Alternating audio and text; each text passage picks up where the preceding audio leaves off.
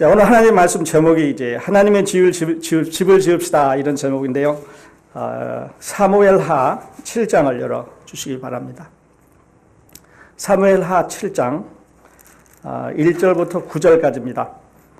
사무엘하는 구약성경 473페이지에 있습니다.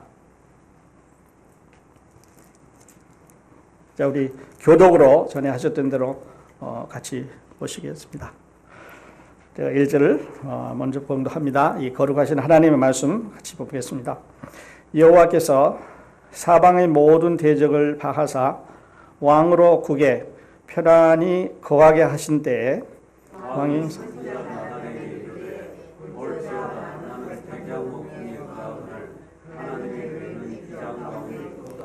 나단이 왕께 고하되 여호와께서 왕과 함께 계시니 무릇 마음에 있는 바를 행하소서.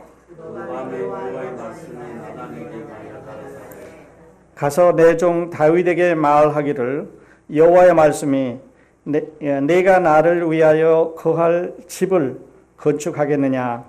내가 이스라엘 자손을 율법에서 인도하여 내던 날부터 오늘날까지 집에 거하지 아니하고 장막과 외막에 거하며 행하였나니 무릇 이스라엘 자손으로 더불어 행하는 곳에서 내가 내 백성 이스라엘을 먹이라고 명한 이스라엘 어느 지파에게 내가 말하기를 너희가 어찌하여 나를 위하여 백향목집을 건축하지 아니하였느냐 하고 말하였느냐. 그러므로 이제 내 종 다윗에게 지시하노라. 만군의 여호와께서 이처럼 말씀하시기를 내가 너를 목장고 양을 자르는 데서 취하여 내 백성 이스라엘의 주권자를 삼고. 9절을 같이 읽겠습니다. 네가 어디를 가든지 내가 너와 함께 있어서 네 모든 대적을 네 앞에서 멸하였은즉 세상에서 존귀한 자의 이름과 같이 네 이름을 존귀케 만들어 주리라. 아멘. 자, 우리 하나님의 집을 지읍시다. 구약 성경에 가장 중요한 10개의 장을 꼽으라고 한다면 그 중에 하나가 사무엘하 7장입니다. 아주 중요한 구약뿐만 아니라 신약 성경에서도 아주 중요한 그런 장 중에 하나이신데, 여러분 이 장을 먼저 이제 설교도 많이 들으셨겠습니다만은 오늘 아침에 다윗이 어떻게 이렇게 큰 축복을 받았는가 하는 것을 우리 한번 같이 보도록 하겠습니다. 이제 시작해서 말씀드리겠습니다만은 하나님은 아주 강하시고 두렵고 무섭고 어미하신 분인 것은 틀림없는데, 이런 아주 착한, 이런 아주 작은 그 고백에 마음이 그냥 왁스처럼 선물처럼 이렇게 녹아들이는 약하신 하나님이신 것 같아요. 강할 때는 우리는 하나님을 대항할 수 없습니다. 어떤 걸로도 우리가 하나님을 이길 수 없지요. 왜냐하면 He is almighty. 모든 능력이 하나님이시기 때문에. 그런데 그 하나님을 우리가 우리 안에 melting down 하기 위해서는, 약해지게 녹아지게 하기 위해서는요, 우리의 이런 고백이 필요합니다. 오늘 이 다윗의 이 고백을 통해서 여러분도 다윗과 같은 축복의 반열에 모두 다 들어가실 수 있기를 바랍니다. 아브라함의 자손, 그러니까 아브라함의 14대 손이 이제 다윗입니다. 다윗이면서 우리가 지금 공부하고 있는 유다 지파의 사람이고, 그리고 이제 이새라고 하는 사람의 8번째 아들입니다. 그래서 선지자 사무엘이 이제 하나님의 심부름을 받고 이새의 집에 갔습니다. 가서 그 중에 아들 중에 하나를 왕으로 선택하라고 그랬는데, 아버지 이새가 아들이 8명이 있기 때문에 큰아들부터 이제 방으로 불러들였습니다. 요즘을 조금 각색해 보면 이런 뜻이죠. 맏아들을 불러들였더니 수염이 툭툭하고 건장한 아들이 들어와서 아버님 부르셨습니까? 인사를 합니다. 그래, 손님 오셨으니까 인사 올려라. 그래서 이제 인사를 하지요. 그리고 별일 없느냐? 들에서 양도 치고 집안에서 이제 아이들도 돌보고 와이프 돌보고 집안일에 아무 어려움이 없습니다. 그리고 이제 인사를 마치고 뒤로 나옵니다. 나가봐라. 그리고 아버지가 지금 오신 사무엘 선지자를 묻습니다. 야, thumbs up입니까? thumbs down입니까? 이 사람이 왕이 될 수 있습니까? 이거죠. 맏아들이니까 가장 많은 사랑을 줬을 거고 아버지로부터 가장 많은 영향을 받았을 거고 또 동생들에게 그것을 영향을 미치고 있을 거고 가족들을 가지고 있는 그렇게 어떻게 보면 그 집안의 장자고 맏아들이기 때문에 제일 먼저 이렇게 고르는 선택의 제 1순위가 됐는데 그만 선지자 이 사무엘은 thumbs down 했습니다. 넘버 2, 두 번째 아들이 들어왔는데 이제 아버님이 인사하고 왜 이렇게 늦었느냐. 들에서 양 쫓아다니다 보니까 조금 늦었는데 아버지 늦을 수도 있지 뭘 그러세요. 그리고 인사를 합니다. 그리고 나가고 다시 아닙니다. 세 번째 아들이 들어왔는데 카보이 같은 모자를 쓰고 덜렁덜렁 들어와서 아버지 부르셨어요. 여기 손님 왔으니까 인사해라. 아이 손님 보니까 별것도 아닌데 이것 때문에 부르셨어요. 다시 나갔습니다. 이제 다시 또 thumbs down이죠. 네 번째 아들이 들어와서 Hi father 인사를 합니다. 그래서 what happened? 여기 이제 손님이 오셨으니까 you have to greet to him. 그래서 hello 인사를 했습니다. 물론 아웃이지요. 그렇게 해서 7째까지 다 아버지 앞을 지나갈 때 손이 올라온 사람 하나도 없이 다 이제 thumbs down이 됐습니다. 그래서 이제 선지자 사무엘이 하나님의 그 사명을 띠고 왔기 때문에 아들 또 없습니까? 이렇게 물으니까 또 하나가 있는데 이 아이는 티네이저라 아직 들에 떠돌아다니고 있고 보나마나 걔는 안 될 거니까 안 불렀습니까? 안 불렀습니다. 그래서 이제 그 요청을 해서 집안으로 불러드렸죠. 별일 없었느냐? 형들이 다 가고 난 다음에 양들에게 일이나 늑대가 와서 잡아먹을까봐 내가 그 양들을 지키느라고 들에 있었습니다. 아버지 부르셨습니까? 그래 손님 오셨으니까 인사드려라. 인사하고 나갔을 때 이 아이는 어떻습니까? 얘는 보나마나 이건 힘도 없고 막내둥이다. 이게 아주 좀 왕이 될 만한 그런 자격은 없는 사람입니다. 그랬더니 이제 썸업을 했습니다. 괜찮다는 거죠. 그때 이제 우리 유명한 사람은 외모를 보지만 하나님은 중심을 본다고 하는 그 유명한 말씀이 거기서 나왔습니다. 외모를 볼 때 맏아들이 둘째 아들이 셋째 아들이 이렇게 해서 7번째 아들이 더 좋을 것 같은데 지금 티인에이저인 다윗이 거기서 선택을 받은 거죠. 그런 다음에 이제 선지자는 돌아왔고 17살 될 때 여러분이 잘 아시는 대로 이 골리앗 장군을 이제 그 돌멩이 5개로 눕히는 일을 했습니다. 17살.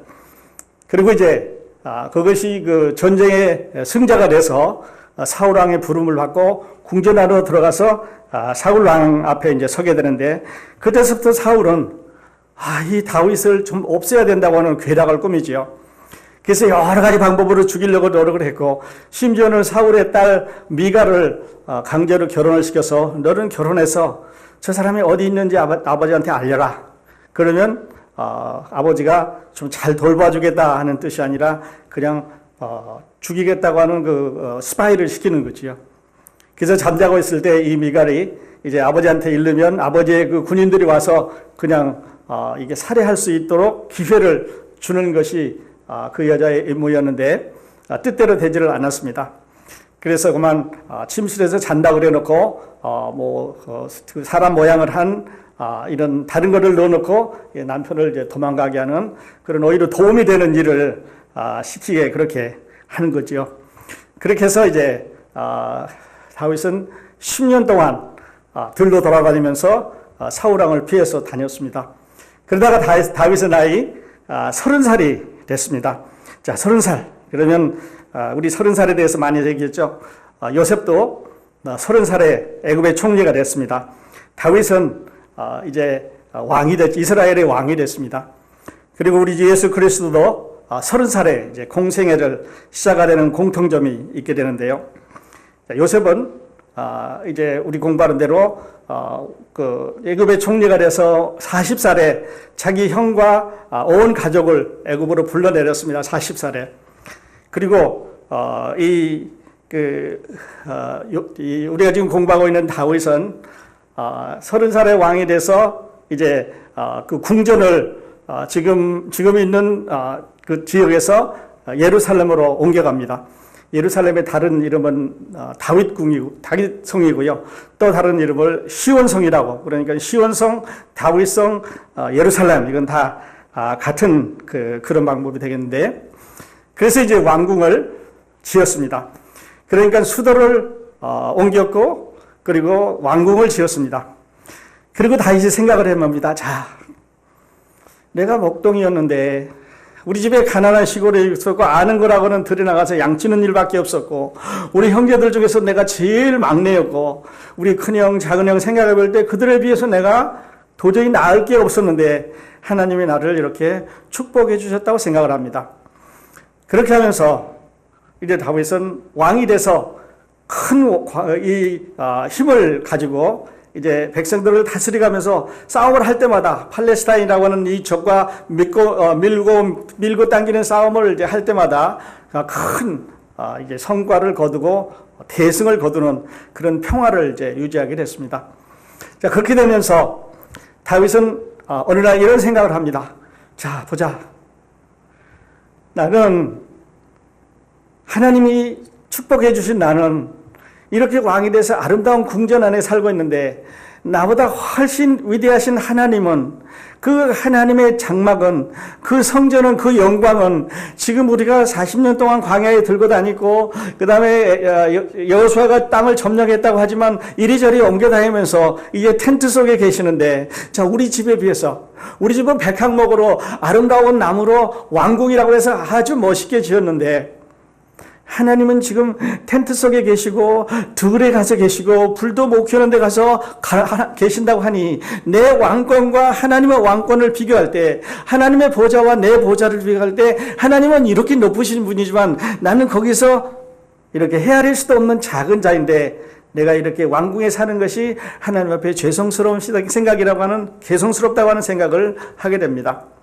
근데 그 전에 이제 다윗은 이 사무엘하 6장에서 지금 먼 지역에 있던 하나님의 언약 교회를 이제 그 궁 안으로 이제 다윗성으로 옮겨오는 일을 하게 되죠.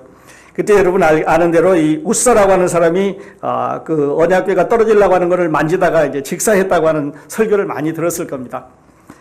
제가 이 언약 교회를 가져올 때 우사가 이제 그 마차 뒤에 가다가 언약궤를 잡아서 떨어지려고 하는 언약궤를 붙잡아서 떨어지지 않게 했는데, 하나님께서 그를 데려가심으로 즉사했다고 하는 이 말씀을 보면서요, 제가 이런 생각을 했습니다. 우사와 아히오는 형제간이었습니다. 그리고 마차를 만들어서, 이제 새 마차를 만들어서 하나님 언약궤를 메고 가는데, 이것은 하나님께서 언약궤를 옮길 때 지시하신 방법이 아니라고 하는 건 여러분 잘 아시죠? 언약궤를 옮길 때는 반드시 레위 지파가 메어야 되고, 그 다음에 레위 지파가 어깨에 메야지 무슨 틀을 만들어서 간다든지 마차에 실른다든지 이렇게 할 수는 없다고 말씀을 하셔서 늘 옮겨 다닐 때마다 이 지파들이 이것을 대를 이어가면서 옮겨 다녔는데, 그날은 아주 좋은 아이디어를 냈습니다.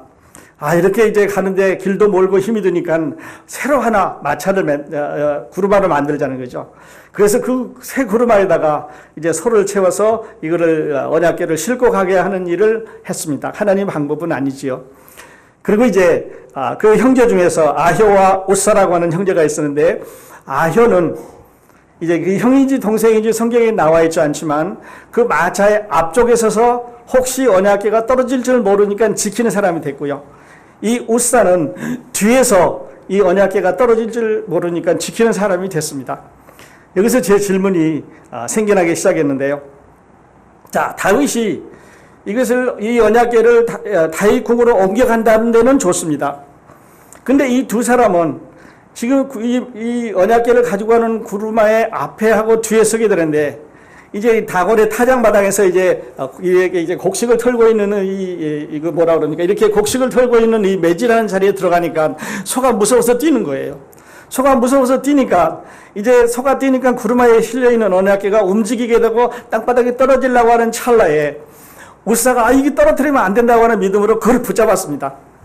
그를 붙잡자 언약궤는 이제 떨어지지 않았는지 모르지만 하나님의 언약궤를 맨손으로 만졌다고 하는 우사는 그 자리에서 즉사를 하고 말았습니다. 물론 방법이 틀렸지요. 운반하는 방법이 틀렸는데 만일에 여기에서 이 두 형제 중에서 아효와 으사가 자리를 바꿨으면 어떻게 됐을까? 그러면 아효가 이제 죽게 그렇게 되겠죠.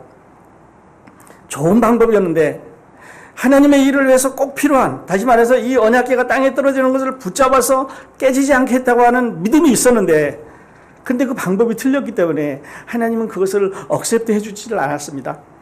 우리가 하나님을 섬기는 방법, 우리는 생각대로, 우리 계획대로 여러 가지 우리의 것들을 해보게 되지만, 그것이 하나님 앞에 억셉트 되지 않으면, 하나님이 어프루브 해주지 않으면 그 계획은, 그 방법은, 하나님을 섬기는 그것은 하나님으로부터 인정을 받을 수 없다고 하는 것을 우리에게 이제 말씀을 해주시는데요.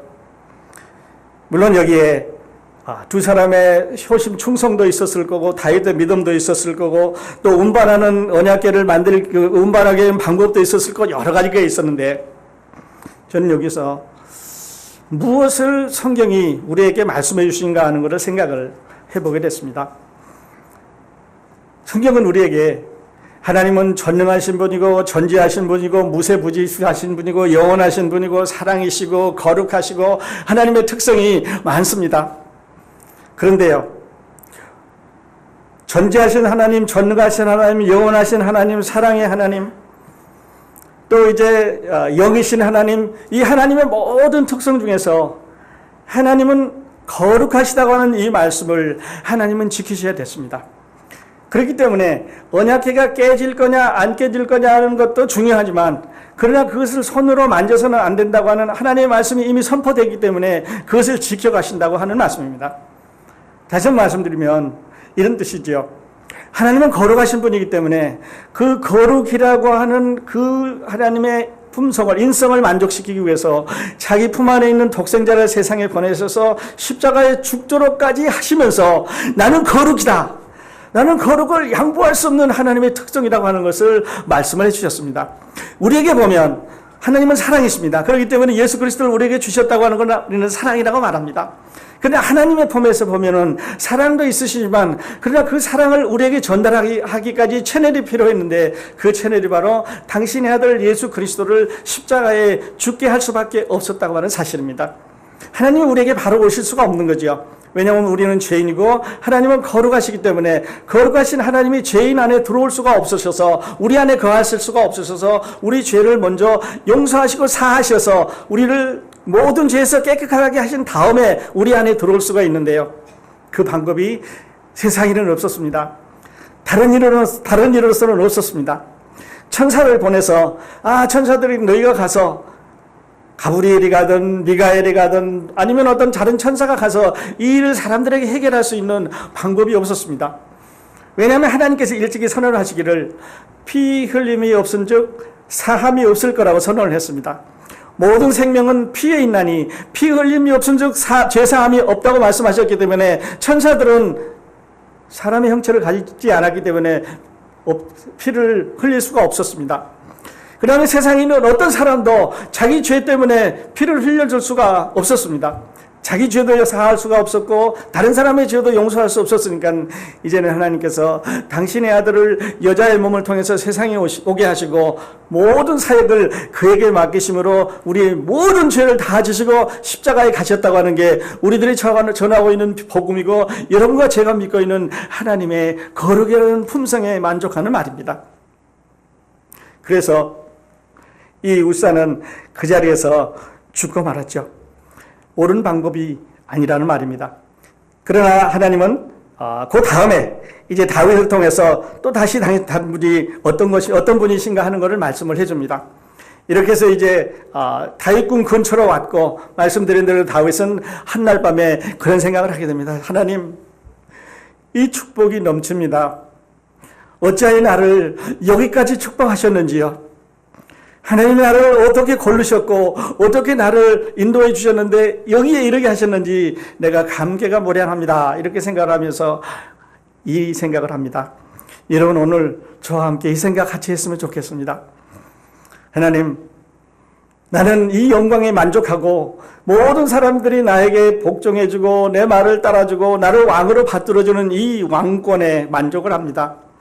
그런 하나님, 온 우주를 다스리시는 하나님은 나보다 더 큰 영광을 받으셔야 되는 분인데 지금 텐트 속에 계시니까 내가 살고 있는 백향목 집보다 더 아름다운 집을, 영원한 집을, 이제는 누구도 들판으로 옮겨다니지 않는 집을, 내가 영구히 머물 수 있는 집을 지어드리겠습니다 라고 말합니다. 물론 실행된 것은 아닙니다. 그러나 그 마음에 아마 이 생각을 할 때 하나님, 내가 당신의 집을 지어드리겠습니다 이렇게 말했을 때 아마 다윗은 그날 밤에 베개를 적시지 않았나 생각을 해봅니다.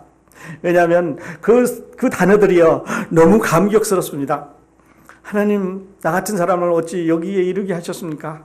이 영광이 참으로 아름답습니다. 근데 나에게 이 영광을 주신 하나님, 나는 왕궁에서 이렇게 아름다운 의자에 앉아서 이제 왕이라고 뽐내고 있는데 당신은 지금 아주 초라한 그 텐트 속에 그렇게 머무르고 계신다니 이게 맞지를 않습니다. 그래서 내가 당신을 위해서 성전을 지어드리겠습니다. 그 집입니다. 영원히 머무르 계시는 성전을 내가 아름답게 지어드리겠습니다. 이렇게 말합니다.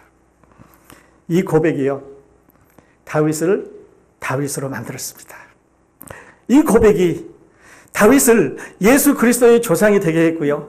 다윗의 사자가 되게 했고, 다윗의 후손이 되게 했고, 영원한 나라, 영원한 아들, 우리 주 예수 그리스도가 오실 때까지 그 약속이, 그 예언이 계속해서 이어내려가고 있습니다. 그리고 여러분과 저는 그 다윗의 후손으로 오신 예수 그리스도의 희생의 beneficiary, 그 덕을 입고 하나님을 만나는 그런 사람이 됐습니다. 그러니까 이 고백입니다. 하나님, 내가 당신의 집을 지어드리겠습니다. 거기에서 하나님은 그만 멜팅 다운 했습니다. 후두루두루 했어졌어요. 그래서 하나님께서 다윗에게 이렇게 말합니다. 너는 지금 나라를 건설해야 되고 적들이 막 공격해 오고 그 다음에 그 이스라엘이라는 나라의 틀을 잡아야 되니까 군인들을 뽑아내서 또 백성들을 동원해서 이거를 지을 수 있는 시간이 없어. 그리고 지금 그런 때가 아니야. 그리고 지금 사람들은 전쟁에 나가 있기 때문에 전쟁에서 이기냐 지냐지 지금 다시 예루살렘으로 불려들여서 몇 년 동안 공사를 해서 이 왕궁을 이 템플을, 하나님의 성전을 지을 수 있는 기회가 아니다. 그러니까 너 아이디어는 좋고 네가 나를 사랑하는 거 좋고 내 믿음이 그렇게 아름다운 건 내가 다 좋지만 그러나 지금은 때가 아니라는 거죠. 자, 아름다운 궁전 안에서 풍부한 음식 먹습니다. 아마 많은 여자들도 있었겠지요. 즐겁고 풍요로운 나날이 보내집니다. 누구도 다윗에게 시비 거는 사람이 없었습니다.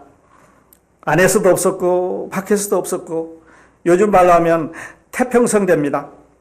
그때 다윗의 고백, 하나님의 영구적인 성전을 지어드리겠습니다. 그 아이디어. 그래서 다윗은 누구에게 했냐면요. 이게 조금 우리에게 섭섭한 대목이죠. 다윗은 누구에게 갔냐면 나단이라고 하는 선지자에게 갔습니다. 선지자에게 가가지고 내가 하나님을 이렇게 사랑하고 내 마음이 이런데 내가 저 아름다운 이런 궁전을, 다시 말해서 하나님의 궁전을, 하나님의 집을, 성전을 하나 지게 해달라고 얘기를 합니다. 그때 그 말을 들었던 나단은 그 좋은 아이디어다. 왕이 그런 생각이 있으면 한번 지어드려라 라고 말합니다. 여기까지만 보면은요, 참 좋은 것 같아요. 그 아이디어입니다. 다윗의 아이디어도 좋고, 나단의 아이디어도 좋고, 그 다음에 타이밍도 지금 태평성대이기 때문에 좋은 것 같은데, 나단을 기준으로 봤을 때는, 어쩌면 다윗의 기준으로 봤을 때는요, 그 아이디어입니다. 그 아이디어. 그런데 하나님은 그 아이디어를 어프로브를 하지 않았습니다. 지금 말씀드린 대로 이 엑셀런트 아이디어를 하나님은 어프로브를 해주지 않았습니다. 왜냐하면 지금 말씀드린 대로 타이밍이 그렇고 사람들이 그렇고 그리고 너에게는 내가 시키지 않겠다고 말합니다. 여러분의 성막을 하나님께서 디자인해 주실 때 누구에게 주셨냐면요, 모세에게 직접 주셨습니다.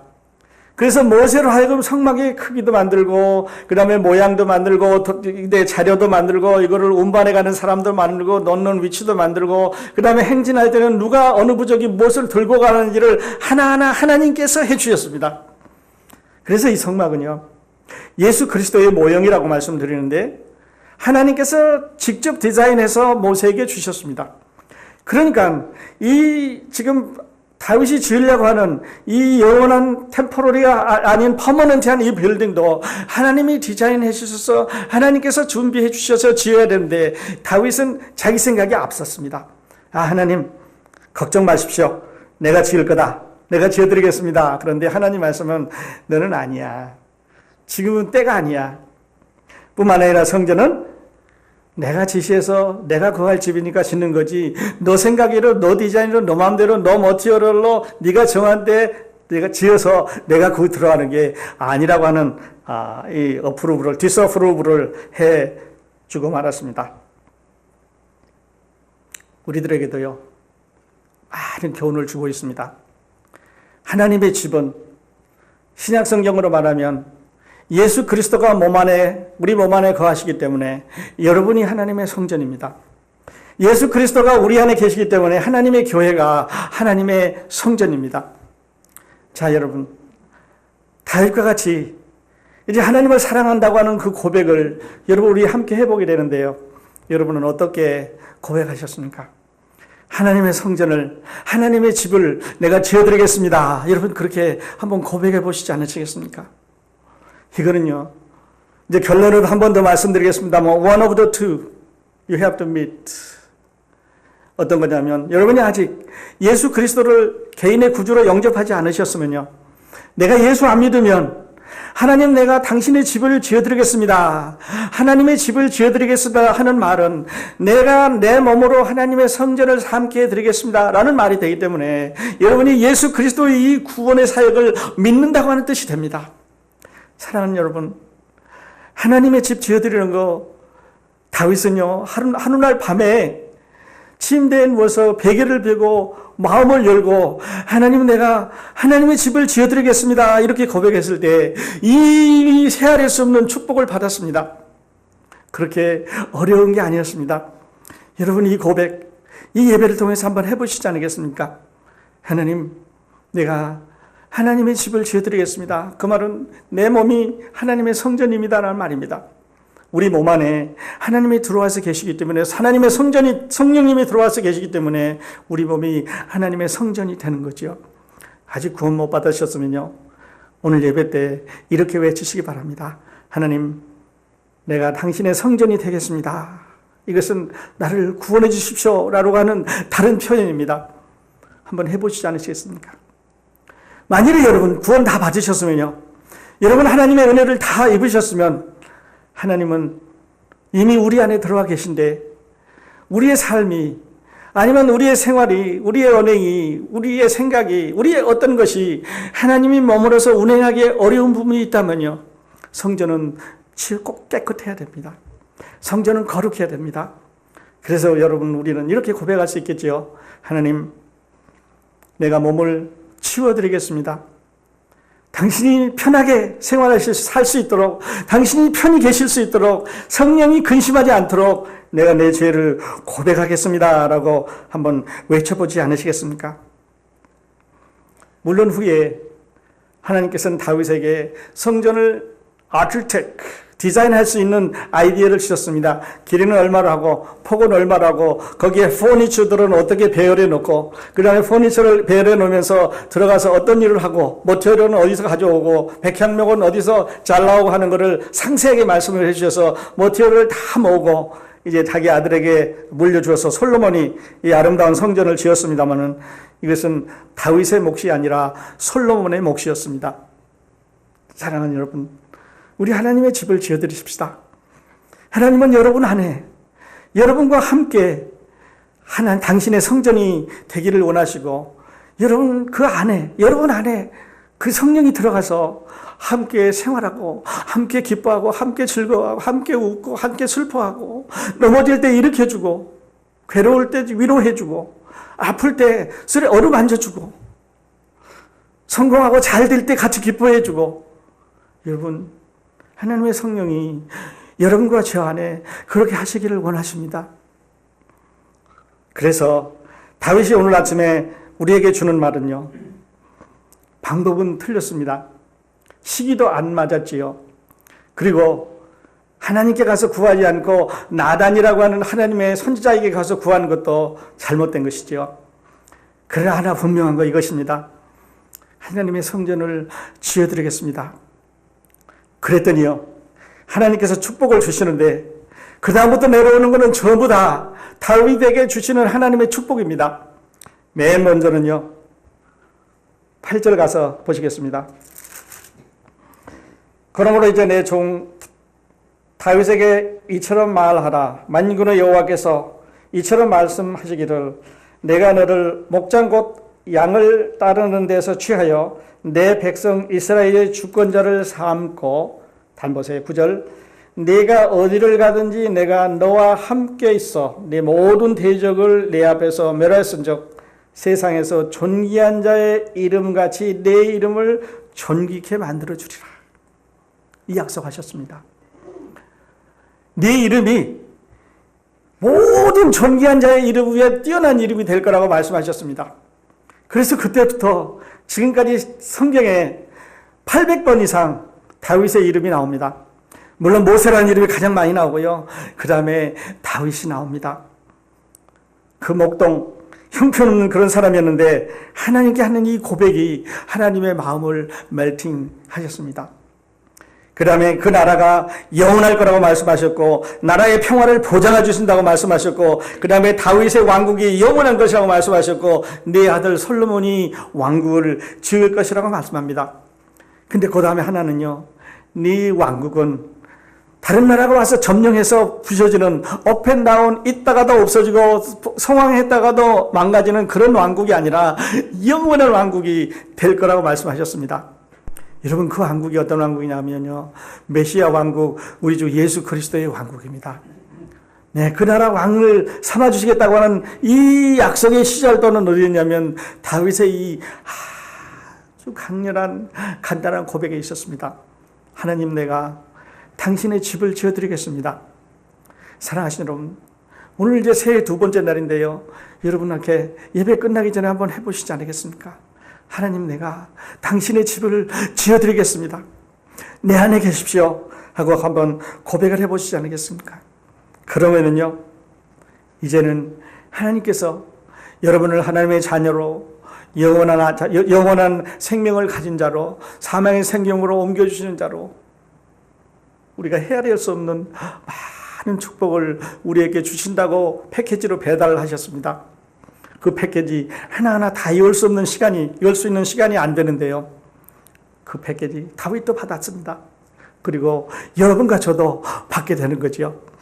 이제 새해 둘째 시간 우리 그렇게 한번 고백해 보십시다. 저는 이렇게 결론을 맺고 싶습니다. 하나님께서 다윗에게 해주신 언약, 하나님을 감동시키신 이유, 여러분 지금 말씀드린 대로 이 사무엘하 7장에 기록된 그대로입니다. 집을 지어드리겠다고 하는 서원, 또 그 기도, 그 마음의 표현, 비록 그 방법은 달랐지만 하나님을 감동시켜서 그 영원한 왕국의 이 보좌에 앉게 해주시는데 충분하고 남았습니다. 자, 아직 믿지 않았었으면 오늘 고백하십시다. 자, 오늘 이미 믿으셨으면 예수 그리스도를 전합시다. 하나님의 왕궁을 지어드린다고, 하나님의 집을 지어드린다고 하는 말은 전도한다는 말과 같습니다. 왜냐하면 교회를 부흥시킨다고 하는 말은 전도한다는 말과 같습니다. 여러분 주변에 있는 사람들에게 벽돌을 쌓고 나무를 가져오고 집을 지어서 하나님의 집을 만드는 방법은요, 우리 교회를 성장시키는 방법입니다. 그래서 전도하는 거, 예수 그리스도의 복음을 전하는 거, 내가 가고 있는 크로스포인트로 서게 하는 거, 이것은 하나님의 집을 지어드리는 방법입니다. 예, 이 방법, 다윗이 축복받은 이 방법, 우리 하나님의 집을 지어드리십시다. 고린도전서 1장 6절, 18절, 19절 읽어드리고 기도하겠습니다. 너희의 몸은 너희가 하나님께로부터 받은 바 너희 가운데 계신 성령의 전인 줄을 알지 못하느냐? 너희는 너희 것이 아니라 값으로 산 것이 되었으니 그런즉 너희 몸으로 하나님께 영광을 돌리라. 이런 하나님의 것입니다. 기도하십시다.